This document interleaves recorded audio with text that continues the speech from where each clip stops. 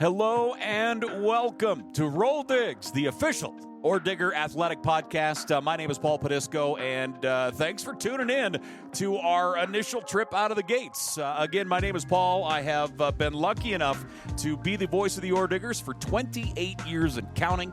And what I'm looking to do with this podcast is we're obviously going to talk to coaches, we're going to talk to players, we're going to talk X's and O's, but I also want to talk an awful lot about the stuff beyond the plays, beyond the normal stuff, and talk about upbringing, talk about dreams and successes and big memories. We're going to talk to current athletes. We're going to talk to all of our coaches. We're going to talk to our, Matt Steppen, our athletic director, is going to get sick of me because we're going to talk to him a lot. We are also going to talk to alumni. We're going to talk to, some of your favorite Orediggers that have gone on in life and been extremely successful. And we're going to hear, what they're doing with their life post Montana Tech Athletics. So I'm really looking forward to a lot of great conversations. And again, I can't thank you enough for joining us here as we get underway. Our first conversation is with Mr. Adam Hiatt. Adam Hiatt, head coach of the Montana Tech men's basketball team. He has been at the helm for 9 years, and the amount of firsts that this man has put together as head coach is pretty astounding. When you look at the amount of wins, right now I want to say, I think he's up over 250 wins without numbers in front of me. I want to say like 254 wins at the time of recording as the head coach of Montana Tech. His Oredigger basketball teams have won the past 3 Frontier Conference regular season championships, as well as the past 3 Frontier Conference Tournament Championships, which has never been done, and he certainly would like to keep that trend rolling here. So we'll check in with Coach Adam Hiatt here in a few, and I keep saying we, and what I mean by we, you're gonna be stuck with me most every time we're out here, but from there, I also have a lot of friends that I'm gonna rope in. I've been lucky enough to have some tremendous people around me for my entire life, making me sound really, really good. Guys like Ron Haskett. Next year, Ron Haskett has done football games with me since 2005. So next year will be our 20th season doing football games together, which is just incredible. I remember asking Ron if he wanted to do games with me while we were standing in line at Dairy Queen. That's a true story. We'll talk about that as Haskell will join us a little bit later on. And also John Thatcher. JT has been doing games with me for about the last 13 years. Basically, the week he retired, the last time at Butte High School, I went in and I was like, so you're going to do games with me? And he couldn't come up with a good excuse. So he is, I have been lucky enough to have JT by my side for a lot of years, and look forward to it all the time as well. So I'm going to get those guys in here. We're going to have conversations with a lot of other people that will kind of float through and have a different perspective as well. So again, thanks for joining us. And without further ado, here's head coach Adam Hiatt. What an honor for me. This feels so, it feels so normal and something we've done a lot, but it feels so strange too. It's kind of odd. Yeah. Honestly, it's been a long time. It has been a long time. The glory days of overtime, yep. In the coach's corner, those were fun days. Yeah, truly. Yeah. The idea of sitting, eating steak fingers at Metals and, chatting about hoop and everything else. But it's about time. We've got a little bit of little help. Things are quieting down, and it's time for us to sit and chat. And, Coach, I guess to start, thanks for your time. As always, you're a busy man, especially in season, so thanks for that. Yeah, you bet. We're in the home stretch right now. That's it.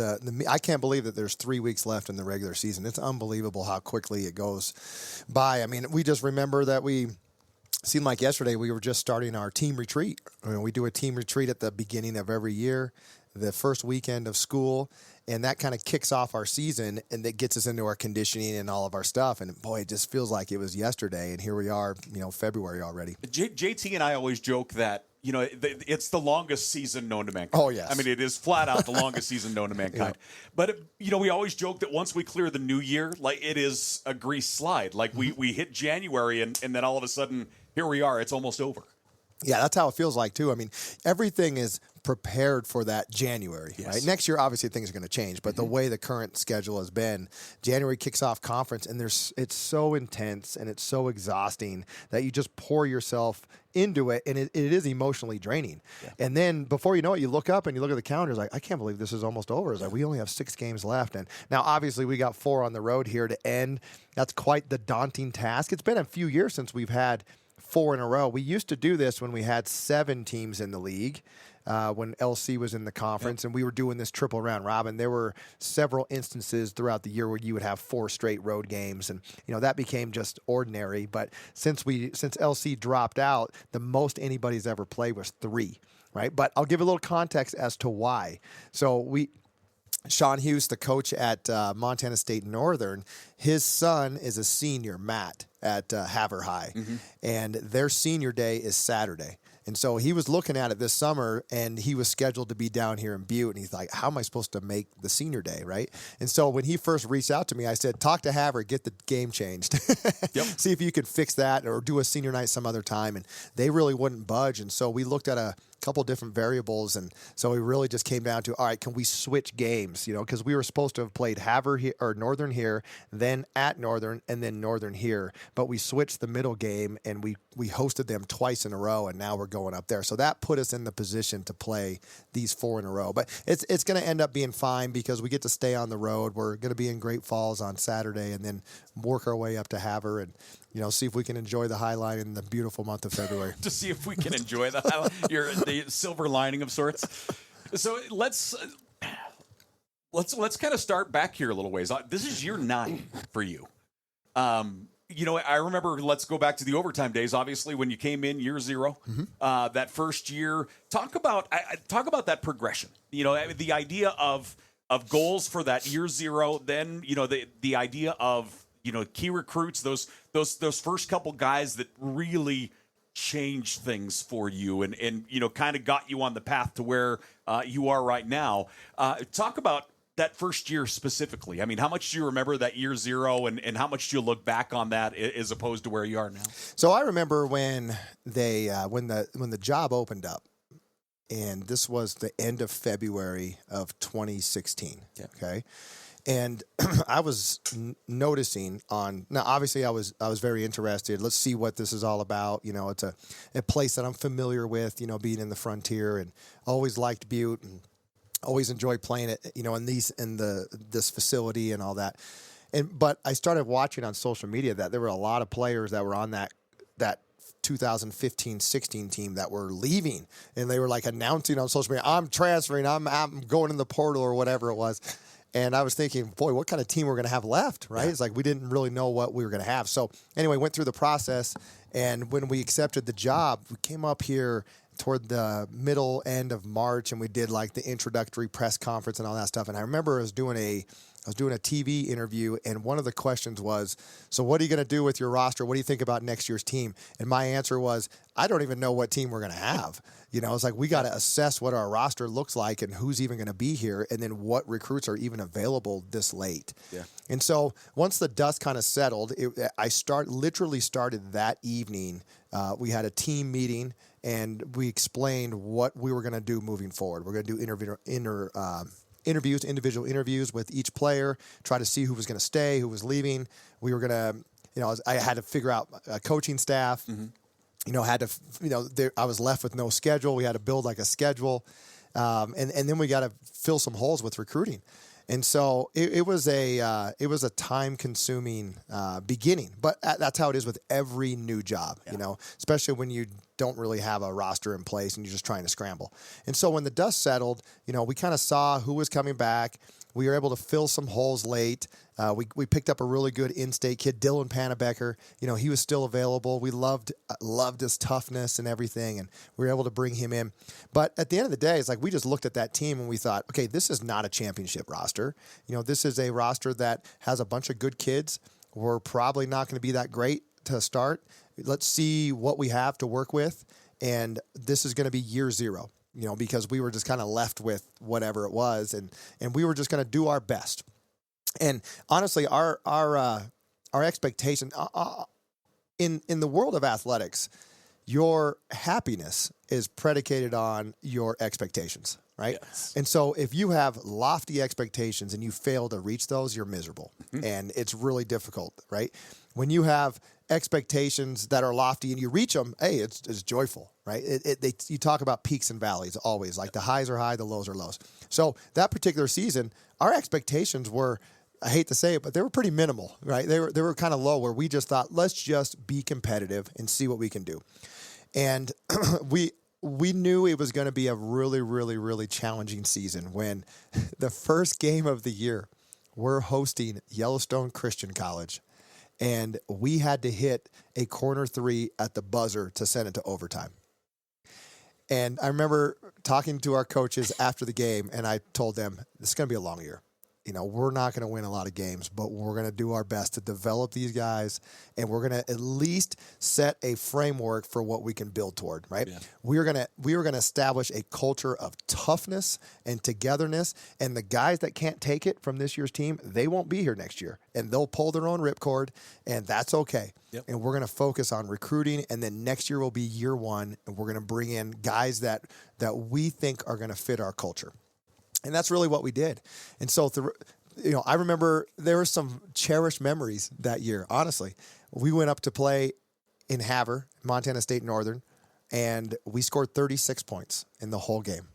And we lost something like 62-36, something along those lines. Yep.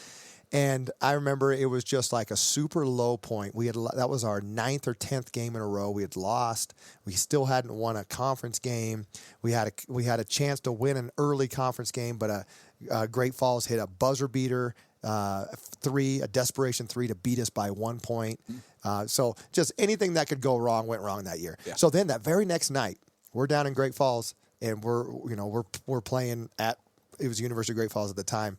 And our guys just went out there and competed, and they believed that they could win it, and they won the game. And I remember in the locker room, just water throwing everywhere. It was like we just won the conference championship, and it felt that way because we hadn't won any games, right? And then we went on to lose like 8 or 9 more to end the year, and that was that. But we had a lot of competitive games, and we had a lot of opportunities where we put a scare in the teams, and we're like, okay, all right, we got some nice little young pieces we can work with. So moving forward to that second year, we brought back 5 players. That's it. Yeah. And we started over, brought in 11 new players. So talk about that process of bringing those guys in. You win one conference game. So when you're selling yourself, you're selling the program, you're selling Montana Tech. Is that a hard sell at that point? It is and it isn't. Okay. So it was not a hard sell for high school players, right? Especially in-state prospects, because they saw opportunity, right? Where hey, I can go and play right away because they're starting over. Like we made that very clear. This is year one, and we're going to start playing with young players, and we're going to go through the fire together, and you're going to learn and grow. And then over time, you're going to figure out how to win, and we're going to keep adding to our roster, and then we're going to be champions at some point. And that first initial recruiting class bought into it. Taylor England, Darius Collins, Drew Hughes, Christian Jones, that whole crew, right? They were amazing in that first year, right? Even Will Mitty was in that. He graduated a little bit early, but even Will Mitty was part of that. Cody Lyles, I can't remember I think it was 6 or 7 of those freshmen. And anyway, so they bought into it. And their first year, we were significantly better than the year before. The results didn't always show. I mean, a loss is a loss, but instead of losing by 12, we were losing by 2 or 3. Yeah. And we were getting close. Now, where we struggled was with the transfers, with out-of-state kids, because transfers, their clock is limited, right? Their hourglass, right, for basketball life, it's already drained. It was halfway drained, right? And so their whole thing was, we felt we could get anybody interested, right? Because we have a lot to sell, and we can get them up to campus, but we couldn't close because there was always that question of, well, how quickly are we going to be able to win? Yeah. Right? Yep. And so we swung and missed on a number of really quality out-of-state kids early on in the process. But we got some good ones that were going to at least make us a little bit better. And that was our whole mentality, was if we can just show progress every year and we can make big jumps every year, then pretty soon these recruits that are saying no to us are going to say, they got something going on here, right? And that happened after our third year, where we went technically a third year, but we called it year 2. Mm-hmm. But it was technically our third year. But in year 2, when we had our first winning record, and we went on the road and won our first conference playoff game, first time since the 1990s. Yeah, we felt like that was a momentum changer. That was going to shift change the culture here, and change the perception from the outside. So then that spring, we went out and signed Sindhu Diallo, right? And we got Cody Baumstark. And we started with those 2 guys, and all of a sudden, like, hey, we landed a high-end guy, right? And so that really kind of changed our future, And then since then, we've been able to just keep adding good pieces. But it's a process. And the way I described it to all of our early teams was, it's like, this is a startup business, right? And startup business are hard, and most of them fail. Yeah. And they fail because the people on the inside, the early investors, they bail because they feel like it's going nowhere. I'm losing my money. What kind of investment is this? And then they just get out because it's too hard, right? Yeah. But I was like, the businesses that make it are the ones, those early investors say, I'm in it for the long haul. We're going to make this happen no matter how hard it is. We may not make money for 3 years, right? But we know that we have a great plan in place, and it's going to happen. We have a product to sell, right? And so that's the way we described it to our early teams, and they completely bought in. And even those years where we were just struggling to gain a footing in the conference, we didn't have very many players leave the program. Like, they stayed year after year. Like, we're going to get better. We are buying in. We believe in this, right? And so those early investors were the biggest reason why we are where we are, because they didn't bail on it. They didn't pull their money out. They were stakeholders and shareholders, and they really went out to recruit other investors and said, come be part of this. This is going to be something great, right? We saw this vision. It's kind of hard to realize it throughout the process, but we were able to just stay the course, and so we knew at some point we would break through. We thought that it would be the COVID year, but the COVID year was just a mentally destructive year. Yeah. It was a hard season. So many ways. So it kind of delayed us by one season, but it's been a fun ride. You look at that first group, like you say, your basement layer. Your absolute foundation. Mm-hmm. Those guys. So much was built on the work that they put in over those first few years. 100%. What's crazy is, we look at our list of alumni, right? And from when we started, like you said, we're in year 9, from when we started to where we are. And the list is not very big.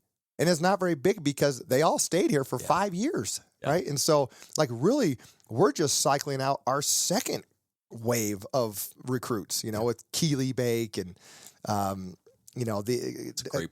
Lawrence is coming back next year, but Afani and Mike, these guys, they were kind of our second wave of guys, and so that is what a healthy program looks like, right? Where you're able to just have great roster continuity and retention every year, and it's not easy to do. And we joke about it all the time. We say we just can't get rid of anybody, because there's a lot of players that we would love to add, but we just don't have the roster spot. But in actuality, we understand that is the strength of our program. It's not the roster spot anymore. It's the floor space.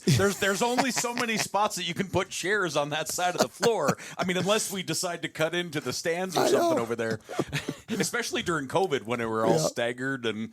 Yeah, that made life a little difficult. Yeah. Well, because our staff has grown quite a bit too. So we got like six or seven in polos, and then we have all the rest down there. So it is a long bench. It's funny when we go back and look at film and we just see that entire sideline is just filled with, with our program. It's kind of fun. But I always laugh when I look over and you've got guys standing, and then the different colored chairs because we've run out of the wood. Anyway. But I really want to talk about that progression from when you're scrambling for pieces, like when it's one of those where you're like, this young man is going to make us better. Is it going to be significantly better? I don't know, but it is going to make us better. And now you're in a position where you're a national power. You have been for 3 years. Frontier Conference champions, Frontier Conference tournament champions, 3 years running. That you went from having teams in your sights. In conference to having a huge bullseye on your back every time you get on the floor. Talk about that recruiting shift a little bit, because you go from being kind of an unknown to I mean, you're probably reaching out, and if people are paying attention to the NAIA level, they certainly know who you are. Talk about how that has changed as far as recruiting. Yeah, so you went from being on your hands and knees and begging players to come and give you a chance, and and to invest in your program, to now you're trying to figure out which ones make the most sense. Where it's like we are fortunately able to identify prospects that we feel like are going to elevate our program or are fill the needs that we have, and there's several of them, and it's hard in a way where it's like you're kind of saying no and you're passing on certain guys, but there's only so many that you can take, and you have to be somewhat selective. And I'm not going to lie, we've been burned by it a little bit because we are so selective that we are a little bit more patient with who we offer, who we go after, because we're really trying to figure out, is this really the right fit? Yeah. Because now we're at this point where fit is the most important thing. When during the early days, it was get the best players you can get, and then we're going to figure it out. Yeah. It may be super clunky. The pieces may not fit, but we're going to be able to put a group on the floor, and we'll try to smooth those rough edges, and we'll put up a competitive unit out there. But right now, when you have a lot of really good pieces, you're trying to figure out, okay, what are the high-end guys that you want to add that aren't going to disrupt from what you already have in your program, or what are the guys that are going to elevate and be connectors with what you have currently in your locker room. So being a little bit patient, even though we might lose somebody, because a lot of players are anxious, like, hey, you better, if you don't offer, I'm going to go to a different. It's okay, because we feel like getting it right is more important than overreacting and panicking and just trying to offer somebody just because they're saying they're going to go somewhere else. That's not as important for us, but it's a very time consuming process, really. So we're kind of in the same situation. It's the world of coaching is so unique because you have 1 foot in the present and you have 1 foot in the future always. You can't ever have 2 feet in the present, because if you do, then you'll like your team now, but you won't like your team tomorrow, or next season. And so you're constantly evaluating what you currently have, who's coming back. I don't ever lament, oh my gosh, this guy's a senior, we're going to lose him. How are we ever going to replace it? It's irrelevant. That's just part of the process. They're going to graduate. I'm going to try to enjoy every last second with those seniors, but knowing that as soon as that last grain of sand falls out of that hourglass, it's over. And now the page has to be turned, and we got to focus on, okay, well, how can we keep this going? So that, to me, is probably the most challenging part of coaching, is, at least from my perspective and my experience, it's hard to enjoy what you're doing. It really is. You talk about the things that we've done. I can't even hardly remember what we did last year, because you're so focused on what you're doing now and what you're trying to build for the following year that it's just a blur, and I wish that I had the capacity, and I probably should, because my wife tells me I need to, that I need to just calm down, just take a deep breath, just savor what you're doing a little bit more, or at least when season's over, just reflect on it. But it's so challenging to do. And because you're competitive and you just want to try to keep the momentum going, because that's momentum is very fickle in athletics. And the second you lose it, it's hard to recapture it. Yeah. And I can testify to that idea that you're already on to the next year. I remember when we were at Segu, when I was still at radio, and post game at Segu, I come down to shake your hand, give you a hug, and just talk about the season. And you and I started that ball started to roll. You're like, wait until next year. We've got some pieces. We're ready to roll. The same goes, last year, where the season ends, unfortunately, here on this floor, and it was that same thing going. Wait till you see the pieces we've got in place, and It's interesting how that works, because you have to be. I get sentimental about seniors and about the graduates moving on, and obviously graduating from Tech, they're moving on to great things. But yeah, the excitement for next year in that next season really starts to build quickly. Yeah, when I was a young coach, I was a miserable coach.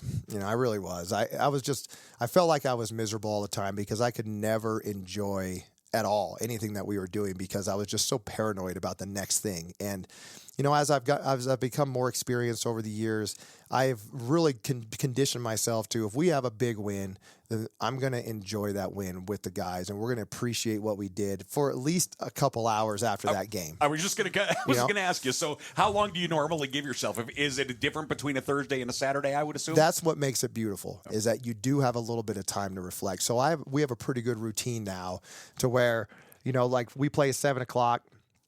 The game's over at 9, let's say, and if we have a big win, then I can go and enjoy it. We go talk to my family, talk to other people, fans, whatever, and we can enjoy it for a good 90 minutes, 2 hours. And then about 11 o'clock, it's like, all right, okay, we better get to work. And so then, for a couple hours, we kind of get to work on the next day, put our plan together, and then we, try to get some rest, and then we're back up in the morning, and the page is already turning. And that's the hardest thing for the players, is because we're trying to get the players, we try to live by this mantra that rent is due at midnight. Yes. Right? Where it's like, enjoy it till midnight, but then as soon as it chimes, the clock chimes at midnight, it's time to turn the page, and rent is due. The shoe falls. Yes. So, all right. So give us an example of when you were I'm using air quotes, we can't see, a miserable coach. What was the time stretch there when you give yourself, when you were at West Mini? Talk about that side. You say that, would you give yourself any time to celebrate wins? No, it was because hard. You had a lot of wins down there. I'm not sure if you remember that. Yeah, I love all those guys I coach, and I stay connected to a lot of them, and I talked to one of them today. He called me. He's coaching like a 13-year-old team, and he has all these questions, X's and O's, like, all right, no, 5-out offense, and he just was asking all that. So I love being able to connect. His son is on the team and all that stuff. So anyway, but it would be, we would play a Thursday game, right? And let's say that we were playing Western on Thursday, and then we had to play Carroll on Saturday, okay, hypothetically. Yep. So we would go and perhaps get a big win on Thursday, and I'd go in the locker room, and right away it's like, great job. But if we don't do this better, we're going to get our butt kicked by Carroll, on Saturday. And this is, and like my mind is already turning, and the guys are looking at me like, can we not just enjoy what we just did? We got a big win. These games are hard. And so it was just that and honestly, part of it for me was because I had such an unbelievable mentor, right? Tommy Connor is his name. He's an unbelievable coach. He's the best coach I've ever been around. I owe everything in my career to him. I was a Division I assistant coach at University of Idaho, and I remember we were there, and it was after one of the seasons. I was talking to my wife, and I told her, I said, I really feel in my heart of hearts that I cannot become the head coach I want to become unless I go work with Coach Connor, right? And so, saying something. So we made that decision that we kind of left the Division I world, and we went back to Westminster, and I was his assistant for 3 years. And it was like the world's greatest internship ever, where it's like it was on the job training, but I could just pick his brain, be by his side with everything, all of his thought processes, see how culture is built, and how to get the most out of each player, and all that stuff. And he was so amazing. And then he left, and then I was fortunate enough to be promoted to the head coach at a relatively young age. And I had so much respect and admiration for him, and like I always viewed that as his program. This is Coach Connor's program, and I'm just the caretaker for it. I don't want this thing to just nosedive, right? And so I wanted it so bad because I just didn't want to let him down when I was a young coach, that I was a miserable coach. Yeah. Right? The amount of pressure you put on yourself, you just keep shoveling it onto your back. And there was no pressure at all, because you can't, as a young 31 or 32-year-old coach, like you can't compare yourself to the greatest that's ever coached there, Yeah. And so, and he would always tell me that too. But then as time wore on, and you get more comfortable in your own skin and all that stuff. And then, you're just able to go and do things at your own pace and not worry about trying to, because comparison is the thief of joy. It really is in anything in life, but especially in athletics. So that was primarily what it was all about, where I was just like, we just can't let this thing slide, at all. And even though we had some amazing wins, like I remember we went over and it was December 5th, I believe, 2011. And we go to play at Northern Colorado. Okay, and they're defending Big Sky champs. It's a regular season game, it's a counting game, and they give us some money. We fly over there and play them, and we just played amazing. Beat them by 15 on their home floor, right? Wow. Just from start to finish, like check bounce. Yeah, exactly. So But I remember like what an unbelievable game. And like we were rah-rah in the locker room. And then it was like as soon as I walked out of the locker room, I was already thinking about the next game. And I was just like, how miserable is this? Like these are things that they just don't happen very often. So then fast forward to a few years ago when we went over to Missoula and we beat the Grizz, right? I made sure that I was going to allow our guys to embrace that moment because those are things that are just really hard to do. And I wasn't going to take that from them again, you know? And so it's like, these are just the things that, you know, when you just see things differently. Not that I was any better or worse as a younger coach, like, you know, your knowledge of the game and all that is probably the same. It's just more of, you know, how you're able to manage your time and how you're able to be in the present more and how you're able to build relationships more, you know, and have more meaningful relationships and things like that. Like that's the stuff that you just, you know, your own kids grow older and you just realize they're almost out of the house. I better take advantage of this time that we have with them. And, you know, the same thing goes with all your teams because especially like, you get a sense of your own coaching mortality the older you get too, because then it's just the more you realize. I think when you're young, you just think, oh, I'm going to do this forever. And then the older you are and the longer that you're in it, you just realize, you know, this could be taken from you at any time. Yeah. You know, and once it's gone, it's hard to like get it back. These jobs are hard to get. And so you just really try to be in the moment and just love what you do for as long as you can have it. When you analyze yourself now coaching here as opposed to again in Westminster at Idaho, how else have you changed? I assume that's not the only big stride. I assume there are other things that you look back and go, wow, I handled that so differently then than I would now. Or, you know, do you see anything else in yourself that way? Yeah, I'm a lot more patient with everything. I think when I was young, for instance, when I was a player, I was a really good offensive player. And the offensive side just made sense. Like I was just instinctive player and I had great skills and athletic ability and like I could just go and, you know, get stuff done, just go do stuff. Right. And so then when you become a coach, when I was a young coach and you're trying to teach offense and then guys can't figure what you think is a simple concept, I would just lose it. Like, how do you not understand this? Are you kidding me right now?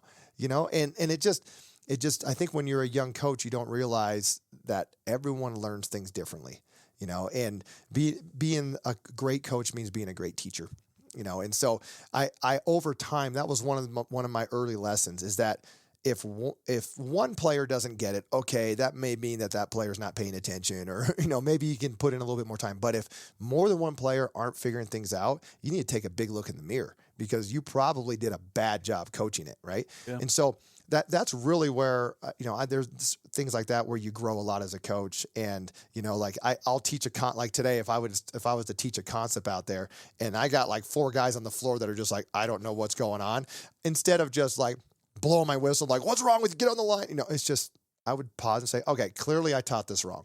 Let's restart. Right. Yeah. And that goes a long ways, you know, with the players. I think also, when you're young, you're so consumed with results. You know, because you want to prove yourself. You want to prove this is, you know, they made a good hire, right? Yep. And the older you get, the less that matters. You know, it's like, yeah, of course you want to win, but it's honestly the people that you're with, like that's all that you're going to remember. You know, it's the same as when you're a player. Like you want to win. And I remember when I was a player, I wanted to win and I wanted to score points and do this and do that. And then the only things I remember are the times I spent with my teammates and those memories. That's all that mattered to me. That's all that matters to this day. And so, like those are big growth things, you know, like obviously you got to juggle that balance of, you know, hey, we want to try to, you know, reach some goals and set some goals and things like that. But I'm not going to ever lose my mind if we fall short of reaching a goal or whatever, because that's not the most important thing. Every team runs their own race. You know, it's a journey for every team. And I'm just there. I'm along for the ride. You know, it's like, well, how can I help facilitate this? How can I help get us to where you guys want to go? And that's been a lot more enjoyable. But that doesn't mean that I don't have concern for our team or I'm not trying to like figure out how we can be our best version. You still want to be your best, but at the same time, you realize that's not the most important.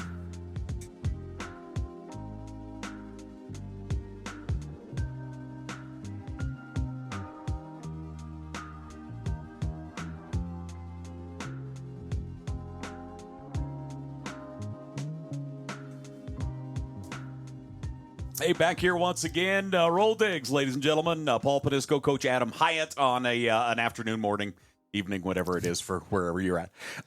Coach, we've been talking a lot about past versus present. Talking about the things you have learned as we've grown older. Mm-hmm. We don't need to get into that too far. But the one thing I always am very interested in is I think I can look at most professions and go, yeah, you were meant to do this. If somebody is doing the right thing, you can tell pretty easily. Their heart is in it. You can see it in their demeanor. You can see it in the people around them more than anything. When was the first time that, obviously, you probably had a basketball in your hand before you could walk? Talk about when that first time you're like, you know what? Yeah, the idea of being a coach is an appealing one. So I really started to love the game when I was in fourth grade. Okay. That was it. I mean, before that, I was just a knucklehead kid, liked to ride motorbikes and do I'd play basketball and play sport, play tennis and golf, whatever, when I was young. But then when I was in fourth grade, our family moved from Sandpoint, Idaho to Bonners Ferry, Idaho. Yeah. Okay. And they had, here they have the Y ball, YMCA. Mm-hmm. Down in Utah, it was called Junior Jazz. Up there, it was Kiwanis basketball. Okay. So the Kiwanis group sponsored Club? it. Yep. Kiwanis Club. And so I remember that was my first real formal team when I was in fourth grade on this Kiwanis team, right? And whatever it was, it just captured my imagination and it just captured my complete and total interest. And when I was in fourth grade, I knew that was the most important thing in the world to me was basketball. Nothing else mattered, right? Was it one of those where you kind of cut off everything else, whether it be tennis and things like that? Or yes. Okay. So that tennis and golf, that all just became secondary recreational stuff. Like you still got to you grow up in a small town, you still got to play football, you still got to play baseball. And I end up cutting off baseball and my sports tree ended up getting pruned down to just basically one branch, and it was basketball, right? So fast forward then to when I was in high school, and I was actually speaking to the Kiwanis Club, the Sunshine Kiwanis Club here in Butte last week, and I was telling them this very same story, that when I was in high school, they asked for volunteers to coach Kiwanis, the young, the YMCA ball, the Kiwanis basketball, and I said, I'll do it, right? And I never really coached, but I love basketball. Mm-hmm. And I knew that this is what I wanted to do when after our first game, we lost the game and I couldn't sleep that night because I was thinking about fourth grade Kiwanis basketball and how the next game we were going to out scheme that team, the team, and we were going to figure out a way to win, and all that stuff. And I thought if I care about it this much now as a dumb high school kid, then it's got to be something special. Now, it was always in the back of my mind, okay? Still wasn't sure, because nobody in my household had coached. No one's coached anything, really. My dad coached our little league baseball or whatever. As a good dad. As a good dad does, right? But, no formal coaching. I didn't know anybody that had played college basketball or anything like that. I was blessed to be able to have opportunities to go play. I started to be around these higher level coaches, started just look at them with great respect and admiration, be like, man, how cool would that be, to be where they are. Right? So are you watching other coaches at this time, like bookmarking stuff that you like how they approach the game, or you like how they handle situations on the floor? Is that something that you're going, yep, I liked it? Were you taking piecemeal from different coaches at that point already? Yes. So at that point, especially when I got into college, then it was when I would watch basketball games, I didn't watch for entertainment or watch the ball. I'm watching, okay, what are they doing out here? How are they coaching this game? What are the strategies that are being employed out there? And I really started to think about it a lot more. Okay. So, but you're still going through the process and figuring things out. And Coach Connor, bless his heart, I talked to him a lot about it. And I was like, I would really like to get into coaching. And he said, no, you're not. Don't get into coaching. No. I'm not letting you do that. You're not getting into coaching. Is this why you were playing for him? Yes. Okay. So this is why I was playing for him. So he said no. And I was like, why would you say no? He's like, it's just so hard because his dad was a longtime coach. His dad was the Boise State head coach and had coached at Idaho State and College of Idaho. And his dad was a legendary coach. Connors family has seen it all. Connors family's seen it all. He's been fired and hired and fired and hired, all this stuff. And so he just saw how challenging it can be for a family or whatever. But he would also tell me, he's like, you should be a lawyer. That's what you need to do. It's be a lawyer. That's where you could best use your mind or whatever. And so I went to grad school. I helped out like kind of a grad student down at BYU with their team, and I wanted to do it, but I wanted to be sure it was right. Okay. So during this time, I did a lot of different things. Okay. So I was still doing like this little coaching thing, you know, helping as like a grad assistant. Yep. But then, you know, I worked as like as a book publisher.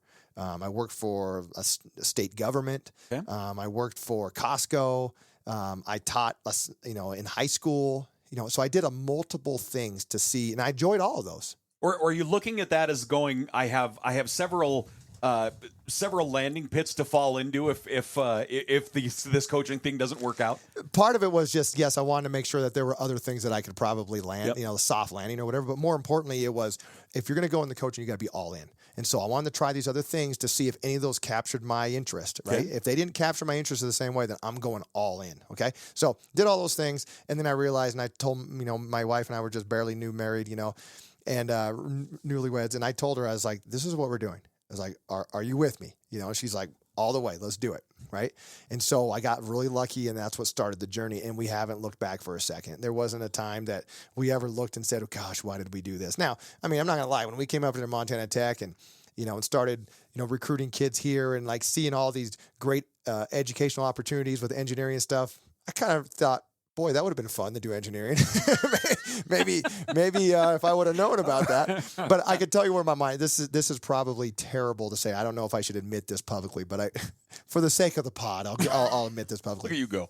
So when I was in junior college, I had 15 or 16 like Division I offers. Okay, so I was a pretty highly recruited prospect, and this is pre-cell phone days. Okay. And so I was in my apartment at Rick's College, and the phone's ringing. Someone get the phone, you know, because I never answered the phone because I got tired of talking to coaches, right? Okay. And so no one was home. Phone kept ringing, so I went and answered the phone, and it was Tommy Connor. Okay, and so it was the first time I talked to him, and it was the only non-Division I program that I talked to. Okay, and there was just something about him that really started to just draw me in. You know, I was like, this is different than other coaches, okay? And so I had a teammate that I thought, okay, well, worst case scenario, I can get my teammate to come with me. Let's go on a visit. I can help him land at the spot. I didn't know anything about Westminster, nothing. Never even heard of it, right? And so we went on a visit, and during those 2 days that we were down there on a visit, I got to spend a lot of time with Coach Connor, and I just felt in my heart of hearts, it's like, I need to be here. Like, there's something about him that he's going to help me reach the goals that I want to reach. Okay. So I was so consumed with that I ended up delaying it because I got a lot of pressure from these other schools, you know, got to sign, come here.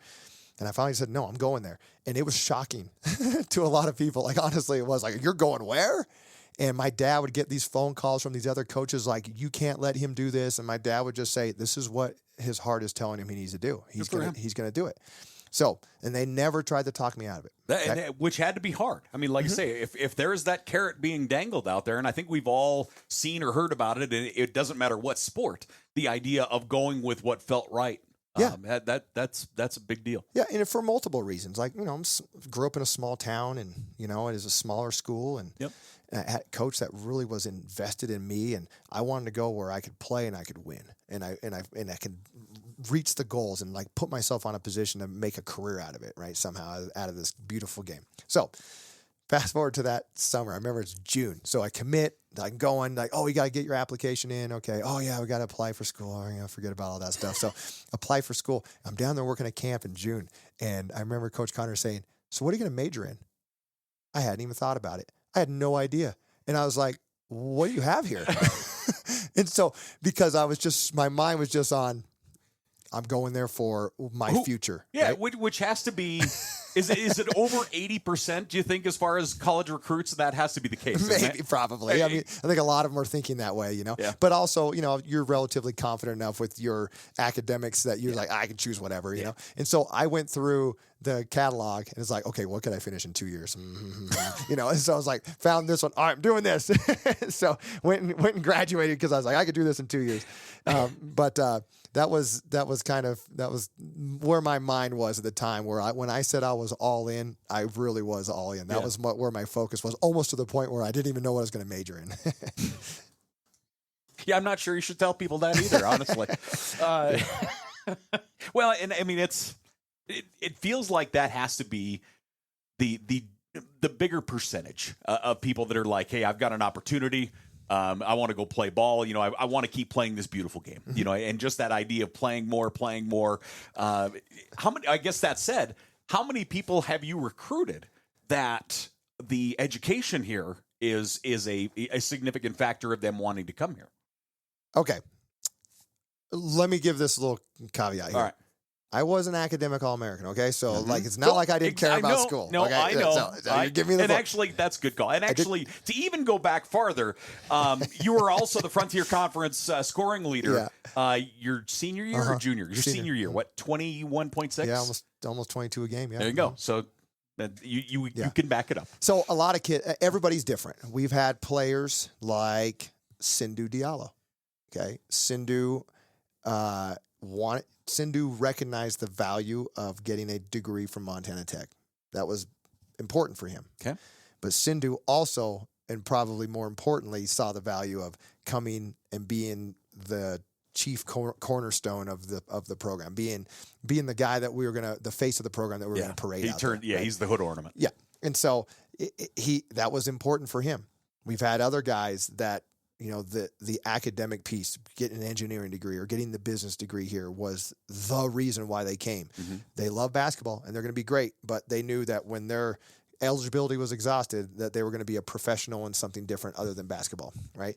And you got to have a great mix of those guys, because I think that if you have too many of one or the other, then you're probably not going to have the locker room that you want. So we have a good mix of those guys. We got some on our team this year that are super, super high end students and amazing student athletes. And then we have some amazing athletes that are also good students, you know? And so it's like having that mix is important as well. So, but everybody, the thing is that we hold everyone the same standard. You know, so like we're going to try to maximize their potential no matter what it is. So not everyone can be a 4.0 student, just like not everybody can score 20 a game. Yep. You know, it's just everybody has unique talents, different talents. We're just trying to figure out what someone's academic potential is. So someone who might be just working their tail off, tutoring, study sessions, study halls, meeting constantly with coaches so that they can get a 3.0. Man, I feel so great about those guys, because like they're putting in so dedication. Much time. Yes, yeah. Because otherwise they'd fall through the cracks and like they'd probably just burn out, right? Mm-hmm. And then there's some like Michael Ure, those types of guys that they work really hard, but things come maybe a little bit easier to them academically. Mm-hmm. And if he gets an A-, he's devastated. How can I get this A-? Which is rare. He doesn't get very many of those. No, that's my understanding. Yeah. So there's a good mix of those guys, but that's part of what makes this profession really fun, is just being able to be in the presence of these unique personalities and these different characters in the locker room, and be able to see what their goals are and how you can help them reach those goals, whatever they might be. I love it. The greatest compliment for a coach, at least from my experience, is that years down the road, after 10, 12, 15 years after you've coached somebody, that you'll get a call just out of the blue, from this player, and they'll say, "Coach, can you help me with a letter of recommendation? I'm changing jobs. I really need this job, whatever." And I'm just like, what an honor. Yeah. That after all these years, that you still look at me and say, this is one of my top 3 go-tos, and I love it. And I tell all of our players, like, I will have their back till the very end. Whatever I can do, I'm going to do it. I'd be hard pressed to believe that, you wouldn't have that thing written before they even hung up the phone, man. It'd just be instantaneous. Right away. I don't even sleep on it. I'm like, let's go. Yep. I'll give me, what's your email? I'll send it to you as soon as I'm done. One of the other and probably the biggest compliment, other than obviously talking about the talent you always have on your roster, how well you coach, how well coached your teams are. When I'm on the road and talking to people that come up to me and want to talk about Tech basketball, one of the real big ones that I get, especially obviously in state, is your ability to recruit in-state kids. You know, the importance of that, and obviously it's multifaceted and multi-tiered as far as the importance of Montana kids. But that's a big factor. It was our top priority when we came up here in 2016. I remember we hired. Derek Selvig was one of our first assistant coaches we had. Sean Ryan, is the golf coach. He was one of our assistant coaches at the time. And remember, we had like an early meeting of the minds, and we just really wanted to establish that piece of the recruiting where, we could get the best pieces in state that were going to help us win. And we wanted to be the face of Montana basketball. That's what we wanted to do. And, we've been really, really fortunate to be able to have a great diversity of players from different classifications and different areas. We have AA kids from the larger urban areas, and we have small, tiny town kids from Class C's and Class B's. And it's just really fun to kind of see these kids and how they blossom and their careers can grow and develop. It's we don't look at ourselves as better than anybody else in the conference because we have Montana kids or not. It's just, for us, we feel like it fits the brand of Montana Tech. That's what I determined early on here. Is like, this is a blue collar school. We bring in kids from, humble backgrounds and origins, and they turn themselves into incredible success stories. And we didn't want to we didn't want to deviate from that blueprint. Like, that's what our university is built on. And so we wanted to, emulate it the best that we could. So we get kids from real humble backgrounds and, Fairfield and Fort Benton, and even from like Missoula, Billings, whatever, it doesn't matter.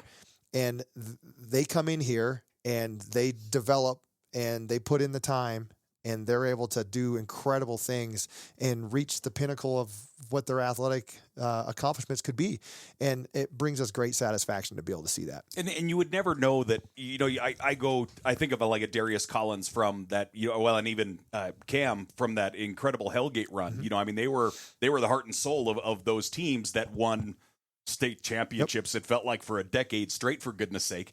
And they're out here on the floor with like you say, you're the rest of your guys, and you just would never know that there's any difference between any of them. All that kind of stuff gets pushed aside, and they're Orediggers as they get rolling. Yeah, they blend well together. I feel like the landscape of Division I has changed quite a bit, and with the transfer portal and kids hopping from place to place, and there being a little bit of a revolving door of roster spots, and retention's really hard, that there's a yearning for a place where players in Montana can go and they can feel like it's home. And that's really what we've tried to do. We try to create that home environment where, like, this is, it might be nerve-wracking to leave little town to come here to school, but when you leave Butte, when you graduate, you won't want to leave. Like, you'll want to come back and you'll want to be here. And so it's really fun to be able to see all of our former players come back and follow us on the road and come here and just are just completely invested, because they do feel like Butte is their home. Yep. Montana Tech is their home. And, we just want everyone to have that comfort level. And that's what we're striving to do. The text messages and other messages I'll get during games, as we're broadcasting games from former players, I just love. They'll come floating in and give me a hard time here and there and go from there. But to kind of follow up and finish on that idea, you want to be kind of the face of Montana basketball. Do you feel like you're there?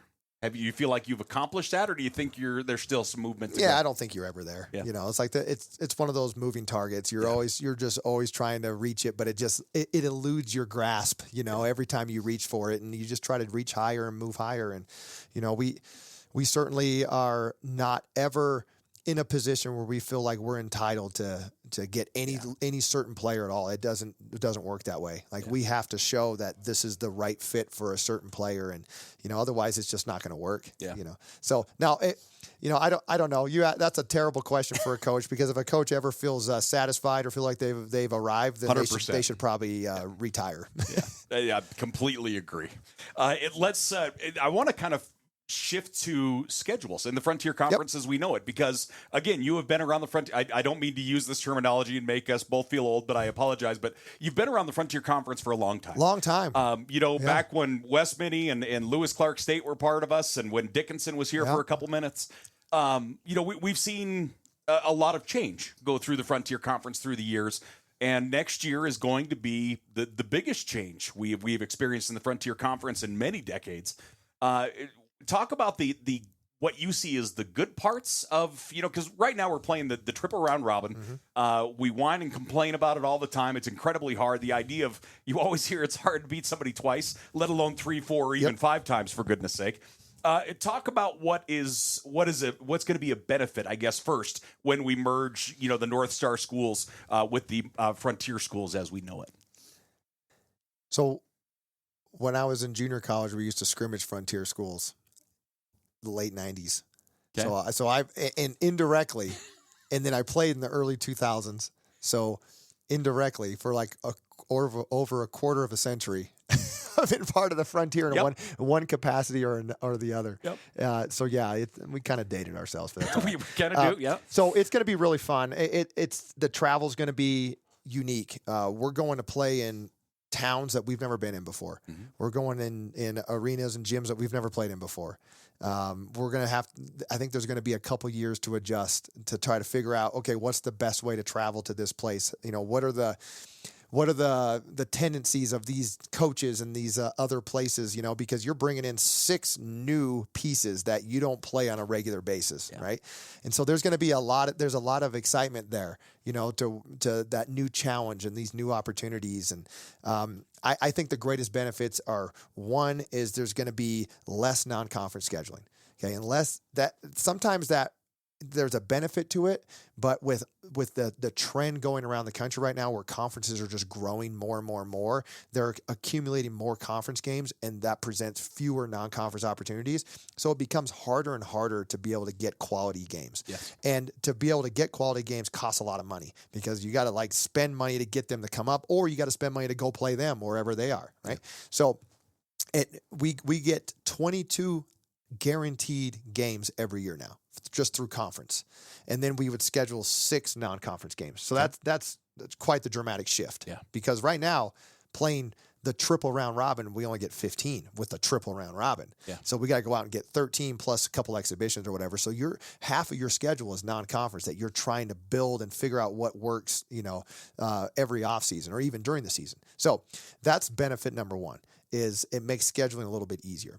Benefit number 2 is, from my capacity, I'm the Frontier Conference rater, or I have a national vote, and I'm part of the areas rating committee here in the West. The ARC, which we've heard an awful lot about lately. And I'm part of our Western ARC committee. Okay. And so we have a big hand in who gets into the postseason.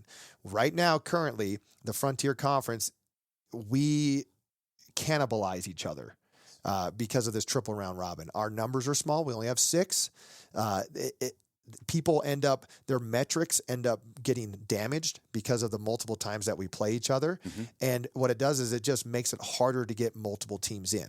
So from a rating standpoint, and an ARC chairperson or ARC committee member moving forward with 12 teams in the conference, there's going to be a little bit more of a separation to where you're going to have tiers now. You're going to have a top tier of 3 or 4 teams that are going to be year in, year out, have opportunities to get into the national tournament, middle tier that might be on the bubble, and then your lower tier or whatever.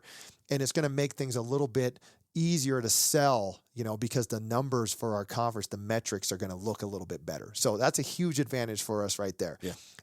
I think also as we mentioned, we get rid of the triple round robin. It's over. And so now you're just playing the home and away with every team, right? So I don't mean to cut you off. Are we going to kind of go back to the travel partner days? Where we are going to do travel partners, yes. Now, there's still some details that we're working out, like what days are the games going to be played on. There might be a couple changes with some travel partners over here in Montana. But, yeah, we're going to that format. So you're going to be home for 2 games. You're going to be on the road for 2 games. Home for 2, on the road for 2. Right now with our current schedule, it's kind of there's a lot of variety to it, whereas a lot of times you have split weeks. Like you'll play 1 at home, 1 on the road. or you'll go 2 on the road and 1 at home, 2 more on the road or whatever. So it's going to create a little bit more consistency with the schedule. So I'm really looking forward to it. I think that some of the schools are a little nervous about, boy, this is such a big footprint now, because honestly, we're almost mirroring, some of these, we're not as dramatic as the Big Ten right now, where the Big Ten, you got the West Coast to the East Coast, but still we're going to cover Montana, North Dakota, South Dakota, and we got a team in Nebraska now. So we got 4 states. That's just on the basketball, volleyball side. And they're not small states by any stretch of the imagination. They're large states, yeah. And then when you look at the football with all the associate members, you add Idaho, Arizona, and California. Yeah. And so it's like now you got 7 states, which I can't imagine that's going to be sustainable long term. That's cannot be. Yeah, and that's a discussion for another time. But yeah, I completely agree. But from our standpoint, it's going to be really good because we are absorbing some good programs. Traditionally over there in what's currently the North Star is dissolving. They will all become the Frontier Conference. You have Bellevue University out in Omaha area. They're a traditional, I guess you would say, power in the North Star. They go to the national tournament quite a bit. Mm-hmm. So we're able to bring them in. That's going to help our league. Dickinson State, is a very solid top to bottom athletic department. They have a lot of quality programs. That's a really nice addition. Well, and they were a great fit when they were here. They were. Dickinson has always felt like a Frontier school, whether they have been or not. Yeah.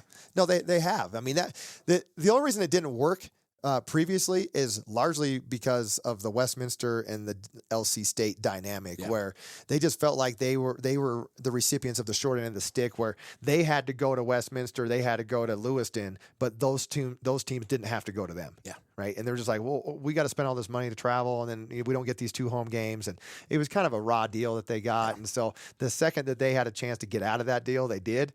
But they're going to be much happier now because there's stability, and I think that's what both conferences were looking at. It's like we have a solid, unbelievably solid core 6 here in the Frontier, but we just felt like in order for the long-term health and well-being of the Frontier, we had to add some additional members that were also going to be solid, and it was going to contribute to the overall health of the program or of the conference. And so all these schools that we're bringing in are healthy, they're viable. They're going to be great members, great partners to be with. It's going to be hard, the competition. I think it's going to, just much like when Westminster and LC State joined the Frontier, a couple decades ago, it raised the bar for everybody dramatically. It was not a little wave. It was tsunami stuff. And so you had it was sink or swim for everybody. If you wanted to compete, you had to invest more. You had to care about it more. You had to put more energy and resources into it, right? Yeah. And so what it did is that completely elevated the Frontier to a national profile. Where before that it was just a regional thing, where no one outside of Montana really knew a whole lot about the Frontier. But then it became more of a national brand, right? Yeah. And so the same thing is going to happen, I think, with these North Star schools, where their profile is a little bit lower right now. They kind of get lost in those states over there. Yep. Being affiliated with the Frontier, it's going to raise the tide for everybody. And sooner or later, they're going to be, they're going to also feel the same way that all the Frontier schools felt when Westminster and LC joined, where it's like, okay, we got to raise the bar, and it's only going to make our conference stronger. That's exciting. It's exciting to see what is in the future. And obviously there's still so much work to be done on almost every sport still at this point. But, I think that's kind of the other exciting part about it is that we could see more sports because the North Star, a lot of those schools have sports that we do not in the Frontier Conference. Most of them, baseball, softball, wrestling is one that is being thrown around an awful lot lately. So it'll be interesting to see what the kind of the Frontier landscape looks like in another 5 years. Yeah, it's true. It certainly is exciting. I mean, right now, what does the Frontier sponsor that has like full-time membership, right? I mean, without the Frontier Conference, without associate members, men's and women's basketball, volleyball, and track and field now, maybe track, field, cross country. Like that's about it, right? Our golf's part of like a conference that's in Texas for crying out loud, right? Football, we have all these associate members, right? Yep. Our soccer schools, they have to go over to the Cascade, right? Yep. So it's like we have so many just programs that are just out in other conferences that now everybody's going to be under the same umbrella with all these additional members that are coming in. And like you said, the prospect of maybe adding some more members to baseball or softball or soccer or whatever, it's pretty exciting times.